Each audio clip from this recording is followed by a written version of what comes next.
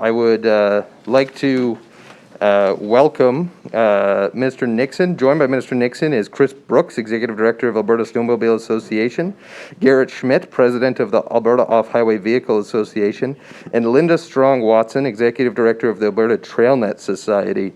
Mr. Nixon will begin. Welcome, Minister. Thank you, Paul. Well, thank you, Paul, first of all, for that introduction, and good morning to everybody. Thank you for being here today. It's exciting to be here today for this announcement. Alberta's trails are such an important part of our history and our identity. For example, First Nations made and used trails long before Alberta was even a province.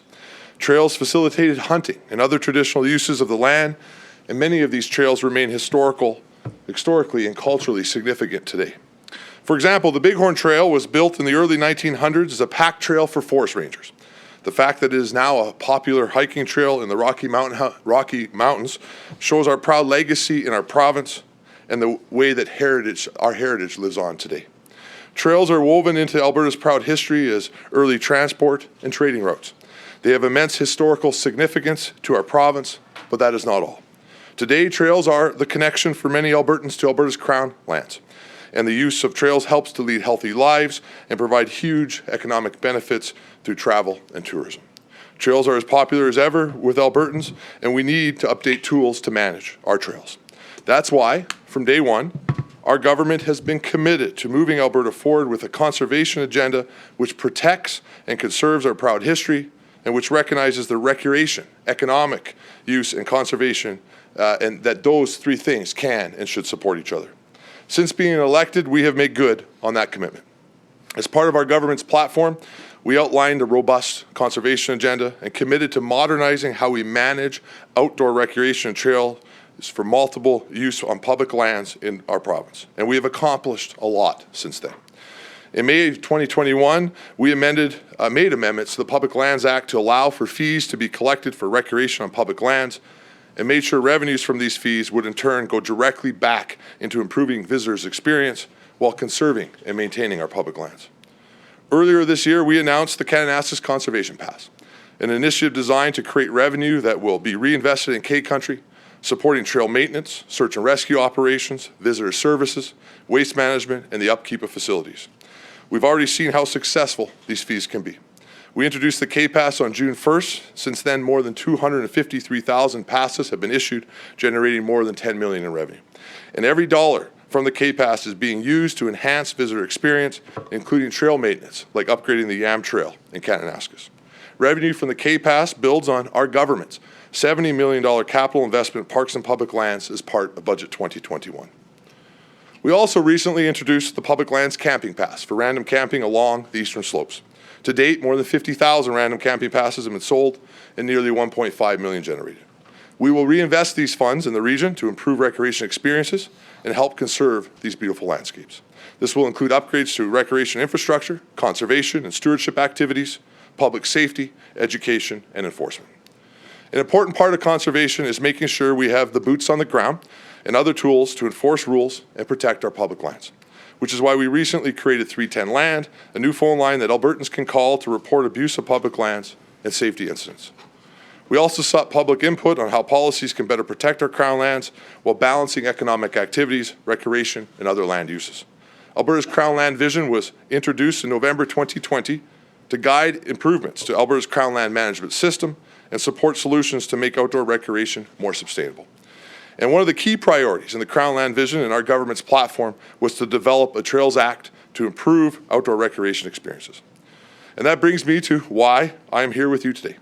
I'm pleased to announce yet another initiative that will enhance our common sense conservation plan for our province.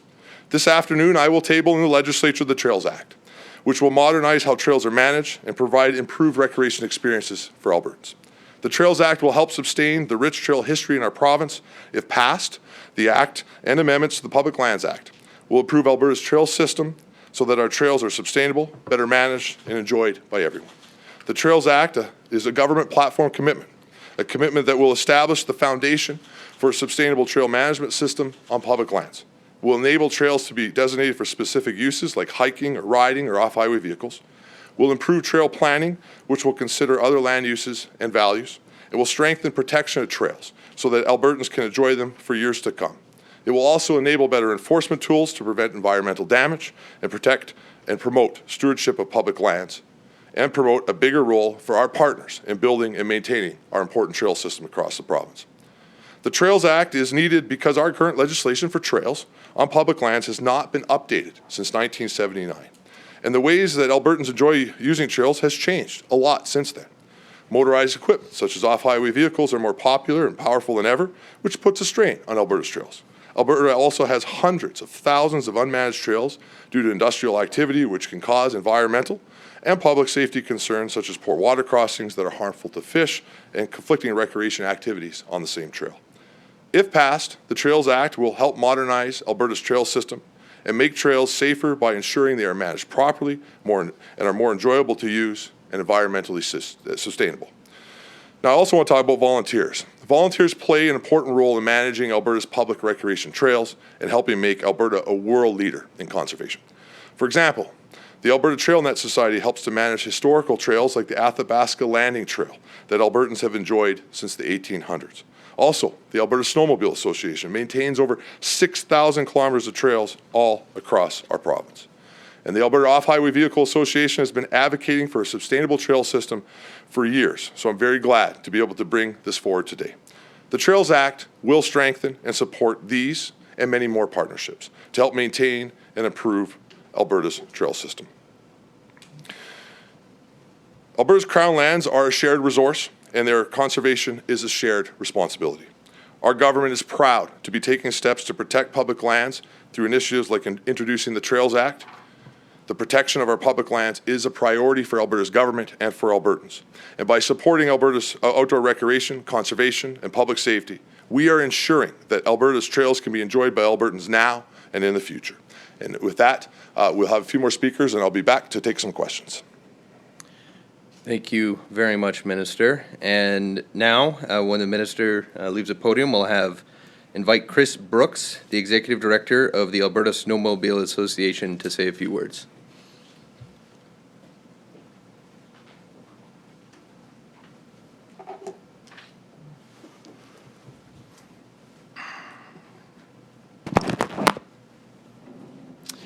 Good morning. I'm Chris Brooks, Executive Director of the Alberta Snowmobile Association. Thank you, Minister, for those words and the exciting news that this is finally coming to fruition. This is a process that goes back several decades here in Alberta, back several administrations, and we're very excited to see where the Minister has brought us to. The Alberta Snowmobile Association, the ASA, is pleased and excited to see the introduction of the Trails Act, which will see the establishment of provincial trails, protecting the hard work, labor, and investments of Alberta's volunteer trail community. Since 1971, the ASA has been the voice of snowmobilers and snowmobiling in Alberta. ASA member clubs are in every corner of our province and work to maintain and groom and grow the snowmobile trail network. Our volunteers consistently, year after year, put their time, labor, and funds into building Alberta's snowmobile trail network. We share the vision with Minister Nixon in recognizing the value and the benefits of a provincial snowmobile trail network, but also a provincial recreational trail network that will bring increased tourism, recreation, and economic opportunities to rural Alberta. For over 50 years, our volunteers have built and maintained at their own cost a trail network of over 6,000 kilometers for the benefit of all Albertans. Time and time again, we've seen the destruction and the loss of trails due to industrial encroachment and damage from wrong uses. This new status as a provincial trail will see the snowmobile trail network protected and will allow it to grow and become the world-class recreational tourism product we know it can be here in Alberta. We thank Minister Nixon and all his staff for their hard work, their vision, and their efforts in bringing this forward. Thank you. Thank you, Chris. And as Chris leaves the podium, I'd like to invite Garrett Schmidt, the President of the Alberta Off-Highway Vehicle Association, to the podium.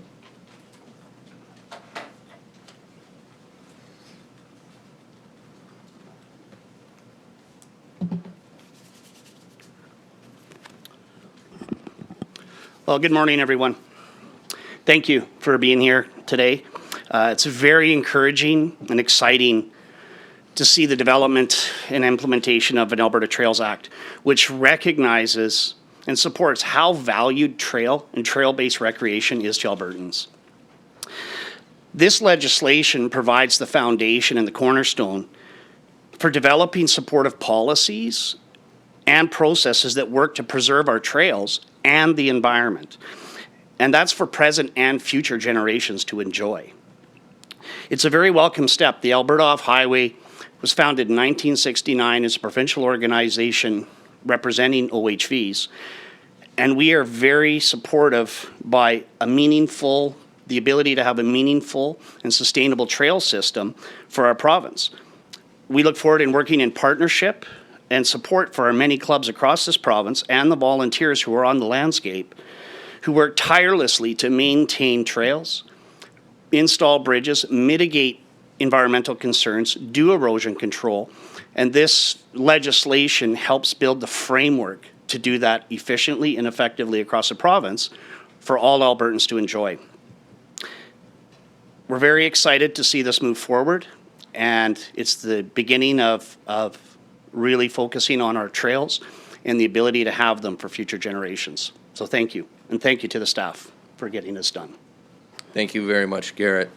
And with that, I would like to invite the minister back to the podium where we will begin our Q&A.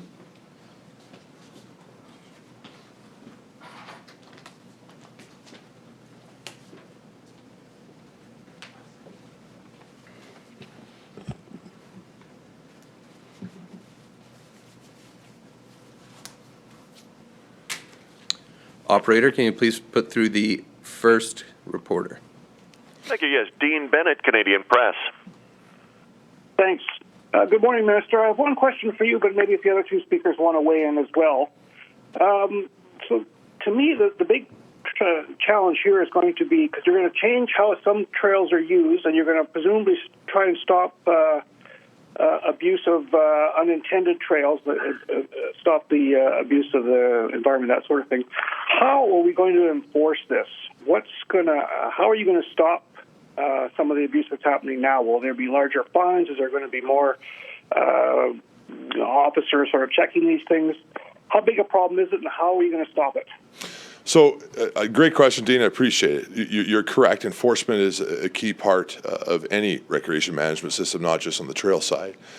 And as I said in my comments, we've been working on a broad amount of issues associated with recreation on our Crown lands and within our provincial park system. And one of the things I was excited to announce this year was about 24 new armed officers to work on the landscape. They're just finishing training now and will be out in the field soon. We also did over 30 new field staff that are not armed enforcement officers, but that are out on the landscape being able to help with enforcement, which is a big part of our commitment. Our commitment was that we would bring forward user fee structures, which was asked for by the user groups. We did that last spring with Bill 64, which brought in the structure to do that underneath the Public Lands Act.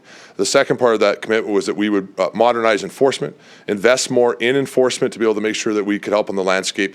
We were able to do that after we passed Bill 64, and we'll see more of that presence on the landscape in the upcoming season in 2022. And the third thing, and frankly the most critical thing, was that we would create an infrastructure through legislation that we could work with our partner groups all across the province, from cross-country ski groups to equestrian groups and, of course, off-highway vehicle groups and snowmobile groups, to be able to make sure that we can create a legislative framework that would protect their infrastructure as they partnered with us to be able to maintain that trail system. And this is what this act at its core will do, is establish a process to do that.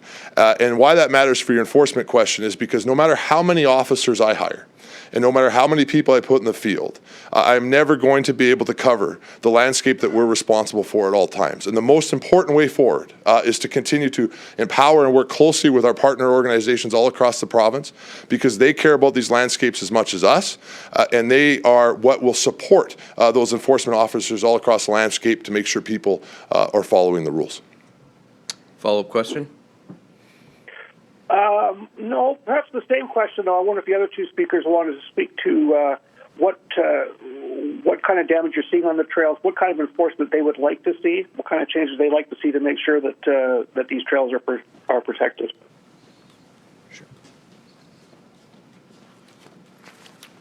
Sure, thank you. So as representing OHVs, a lot of the issues is that new legislation that allows us and helps us to be able to take care of the trails. If you look at a lot of the environmental impacts by OHVs, every activity on the landscape has an impact.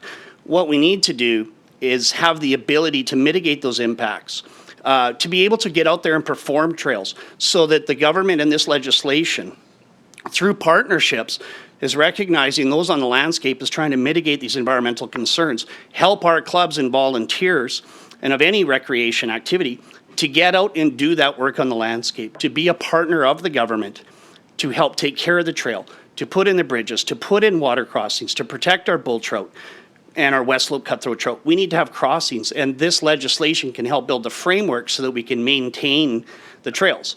It would be very similar to looking at roads. If a road's in poor condition, is it the road or the cars, or is it the inability to maintain it? So we're very excited to see new policies that help us maintain and mitigate these environmental issues to reduce those impacts on the landscape.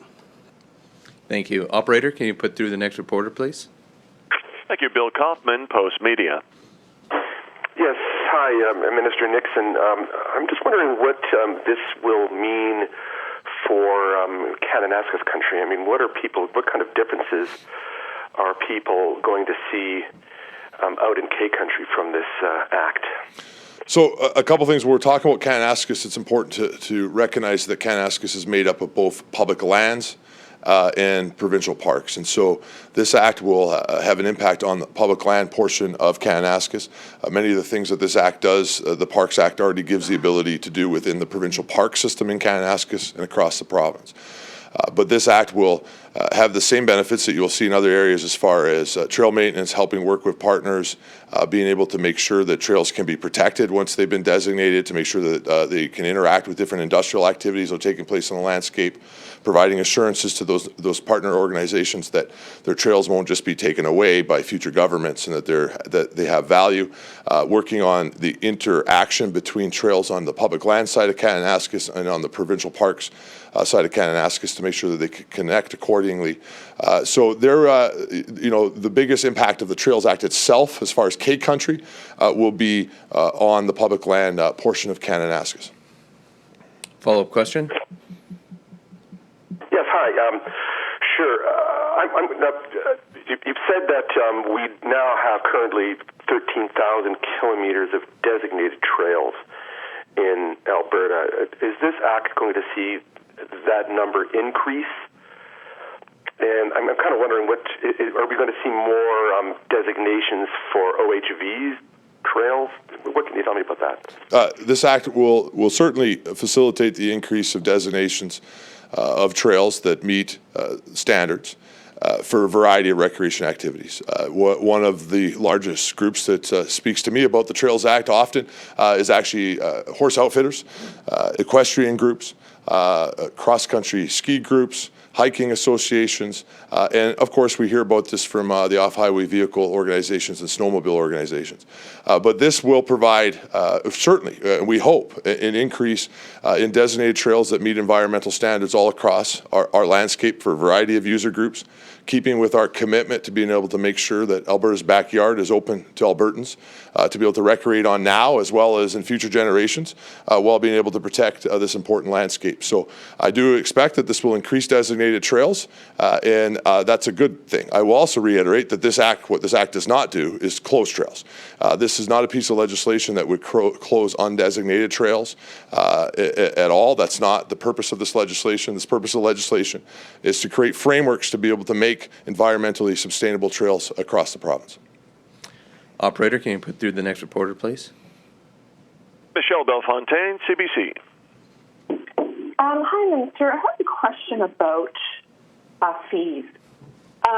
So McLean Creek was exempted from the K Country Access Pass, and at the time we were told that the reason was that users in the area already pay fees, so $30 per person for random camping, along with an OHV fee coming this fall. Well, we're now in the fall, and I wonder what's going on with this OHV fee. So a couple things. To be very, very clear, the Kananaskis Conservation Pass is associated with the Provincial Parks Act and is used inside the provincial parks portion of Kananaskis. You are correct. McLean Creek has random camping fees, $30 per adult, so $60 per family to be able to random camp in the McLean Creek area. We have also committed to bringing forward ATV fees, trail fees, that was inside our platform, something that the Alberta Off-Highway Vehicle Association has asked us to do for years to be able to make a sustainable trail system. Currently, right now, off-highway vehicles pay about $4.5 million for registration fees on all of their ATVs, which originally was to be designated for conservation purposes. Those ATVs are only used on public landscapes because on private land they're not required to be registered. And so we're working through the upcoming budget process for next year to make sure that we're not double feeing on one user group and also making sure that those appropriate fees from what those user groups pay to be able to use the landscape is going back to places like McLean Creek, Ghost Wipers and other areas across the province. So there already is ATV fees for user groups that are being paid to the Crown, and we need to be able to make sure that those are being appropriately used for conservation purposes in line with our platform commitment.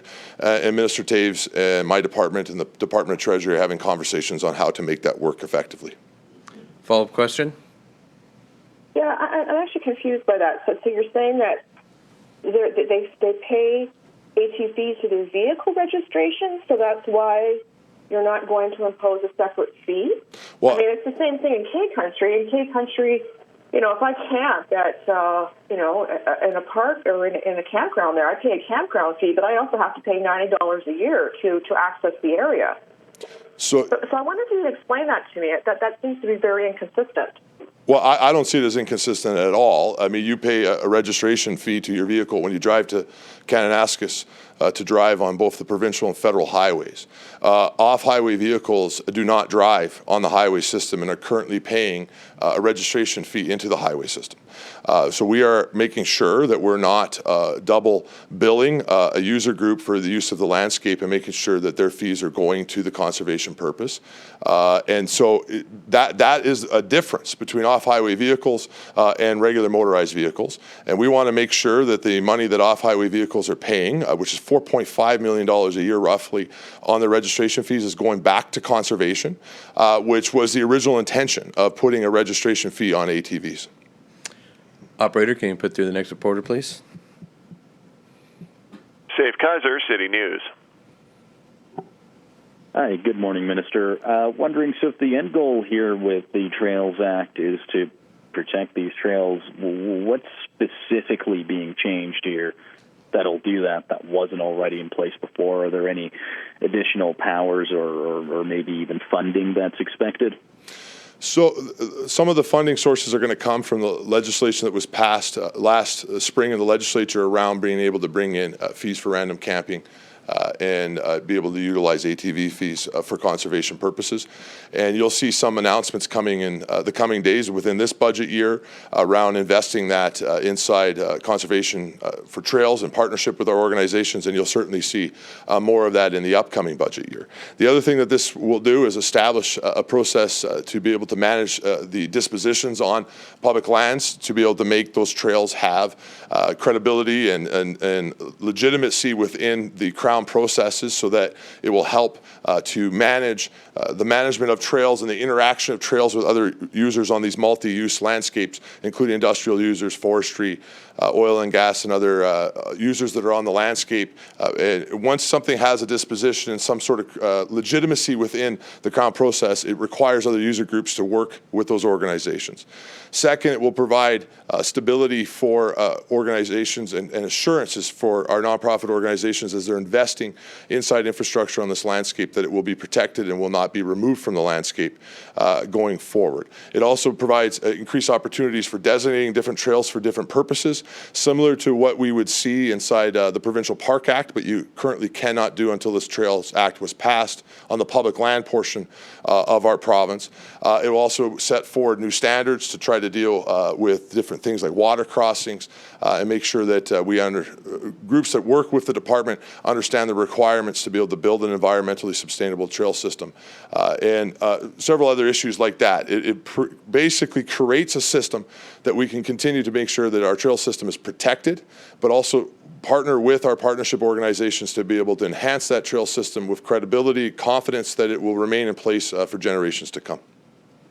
Follow-up question? Yeah, thanks, Minister. I guess in the simplest way possible, let's say, I use these trails. What can I actually expect to change here? Like what, next time I'm out on one of these trails, is it going to impact me?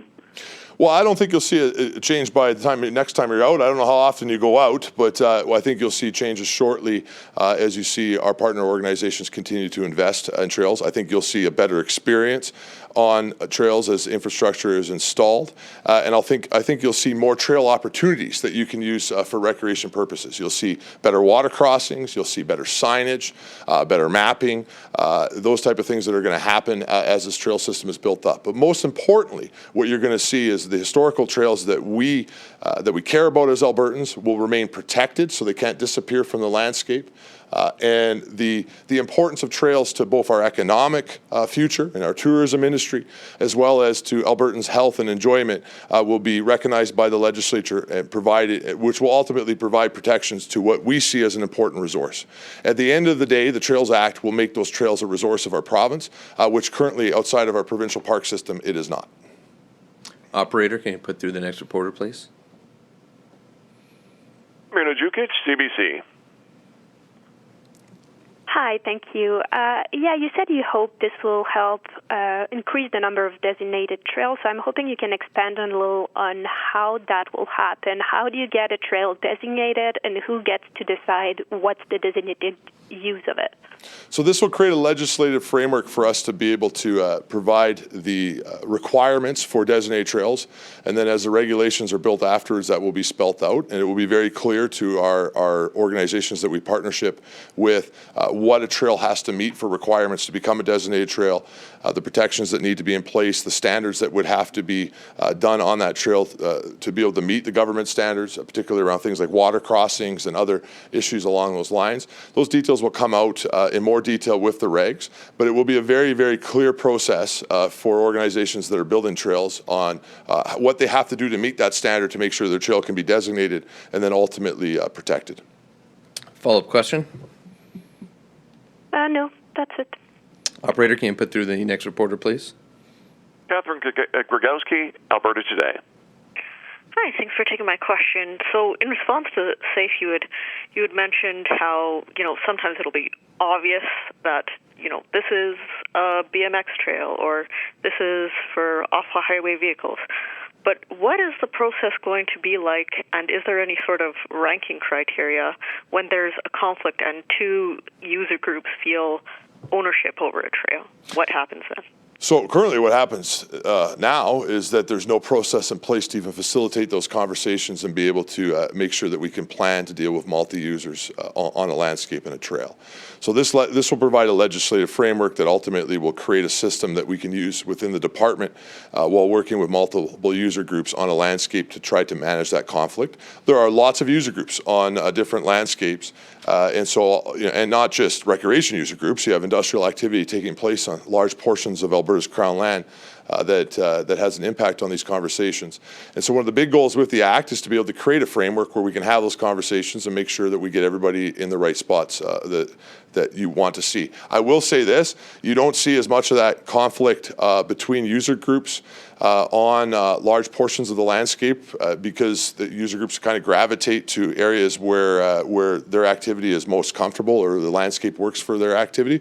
But there are areas like that, particularly in high traffic areas like Kananaskis, where you're interacting with the park and then with McLean Creek out on Crown land, where you have to be able to manage those conflicts between those users. Currently, we don't have the ability to do that because we have no legislation in place, and this will provide an opportunity for the department to be able to manage that effectively in the future. Follow-up question? Yeah, and so the impetus for this bill was to deal with those conflicts. There's also some inappropriate behavior, environmental destruction, and I'm wondering if either yourself, Minister, or some of the user groups want to share some of the worst that they've seen that makes this bill necessary?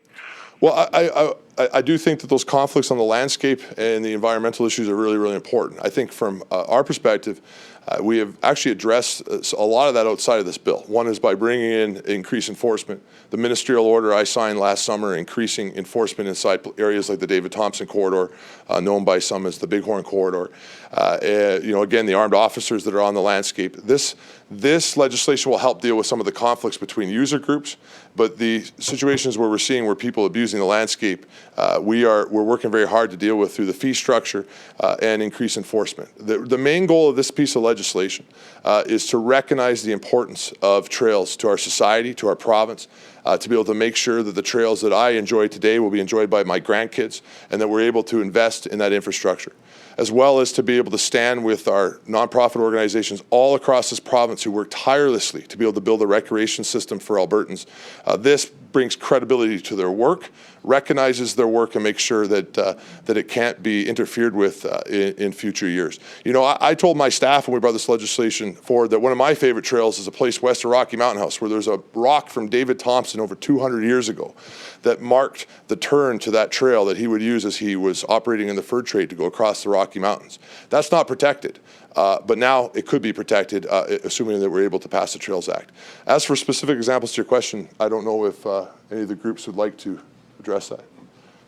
No. They think I got it, they said, so I don't know if you got a follow-up.